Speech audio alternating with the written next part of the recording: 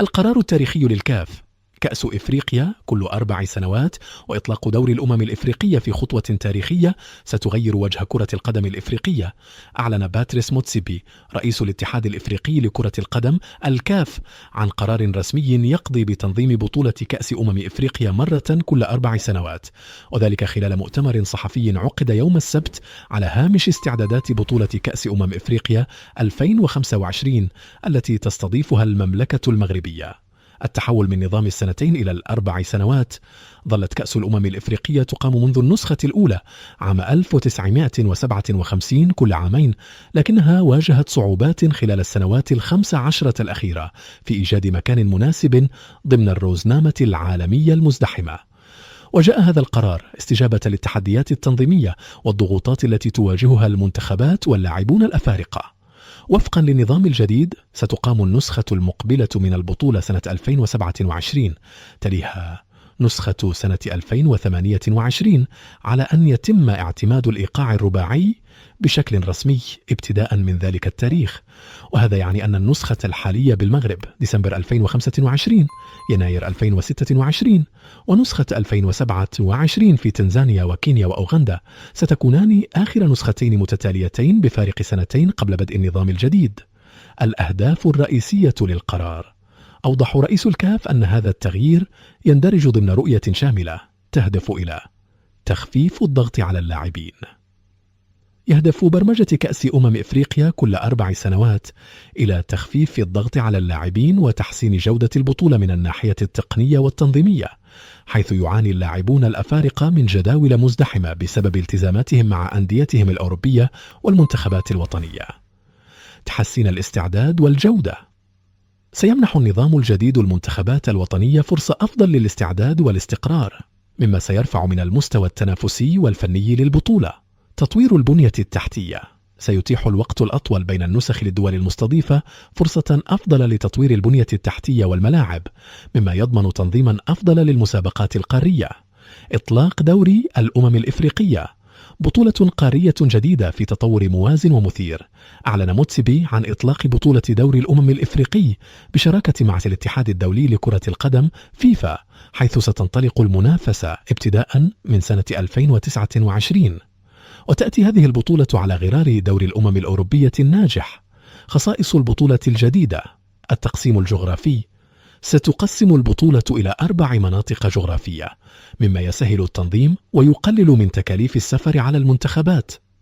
الدعم المالي: سيرتفع حجم الدعم المالي المخصص للدول الإفريقية بقيمة $1,000,000، مما يعزز الموارد المالية للاتحادات الوطنية.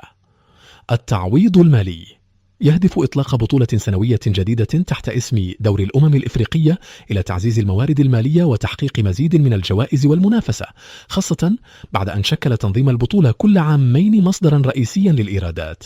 الريال نارلون: رفع قيمة الجوائز المالية. لم تقتصر الإعلانات على التغييرات الهيكلية فحسب، بل امتدت أيضا إلى الجانب المالي. أكد موتسيبي أن المنتخب المتوج بلقب نسخة المغرب 2025 سيحصل على مكافأة مالية تبلغ $10,000,000 في زيادة ملحوظة عن النسخ السابقة، مما يعكس التزام الكاف بتحسين العوائد المالية للمنتخبات المشاركة. التحديات والفرص: أربع فرف. التحديات: التكيف مع التغيير. قد تواجه بعض الاتحادات الوطنية صعوبة في التكيف مع النظام الجديد، خاصة تلك التي كانت تعتمد على الإيرادات المتكررة من البطولة.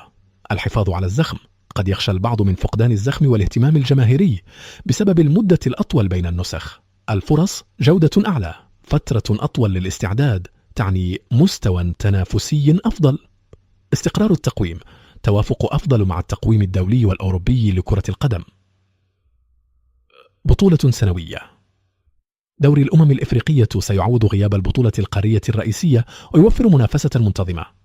عبارنا نحن الخلاصة: تندرج هذه القرارات ضمن رؤية شاملة تهدف إلى تطوير كرة القدم الإفريقية وتحسين الموارد المالية للمنتخبات الوطنية وتعزيز تنافسية البطولات القارية. وبينما ينصب التركيز حاليا على نجاح نسخة المغرب 2025 التي تنطلق في 21 من ديسمبر الجاري، فإن الأنظار تتجه نحو المستقبل الواعد الذي رسمه الكاف لكرة القدم الإفريقية.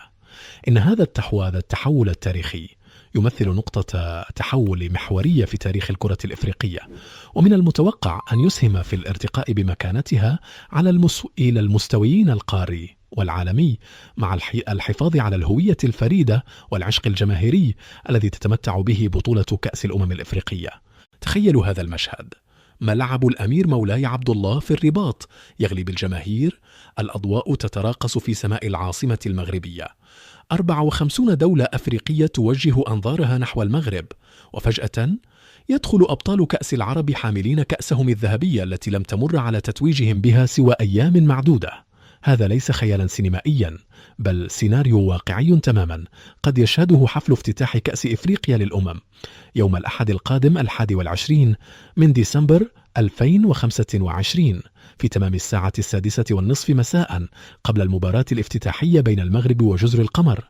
المنتخب المغربي الرديف الذي أشعل ملعب لوسيل في قطر بأداء خرافي وتوج بطلا لكأس العرب للمرة الثانية في تاريخه بعد فوز درامي على الأردن 3-2 يوم الخميس الماضي، قد يحظى بتكريم استثنائي على أرضه وبين جماهيره في لحظة تاريخية نادرة، حيث يرفع منتخب واحد كأسين قاريتين في أقل من أسبوع.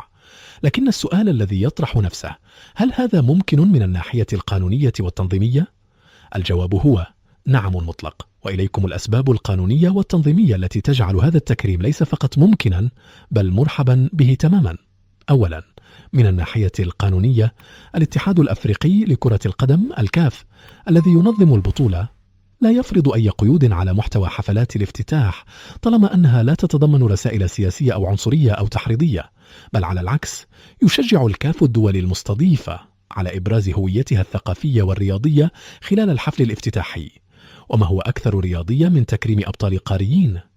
ثانيا، سوابق تاريخية عديدة تؤكد أن تكريم الأبطال المحليين خلال افتتاح البطولات الكبرى هو تقليد عالمي راسخ، فقد شهدنا تكريم منتخبات وطنية فائزة ببطولات سابقة في افتتاحيات كأس العالم وكأس أوروبا وحتى كأس إفريقيا نفسها في نسخ سابقة.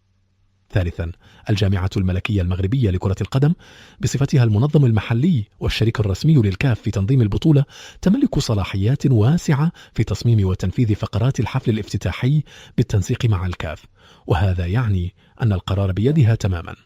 رابعا، لا يوجد أي تعارض زمني أو لوجستي، فالحفل سيقام قبل المباراة بوقت كاف، واللاعبون المكرمون ليسوا ضمن تشكيلة المنتخب الأول المشارك في البطولة، مما يعني عدم وجود أي إشكالية تنظيمية. خامسا، هذا التكريم يحمل قيمة رمزية هائلة ورسائل متعددة الأبعاد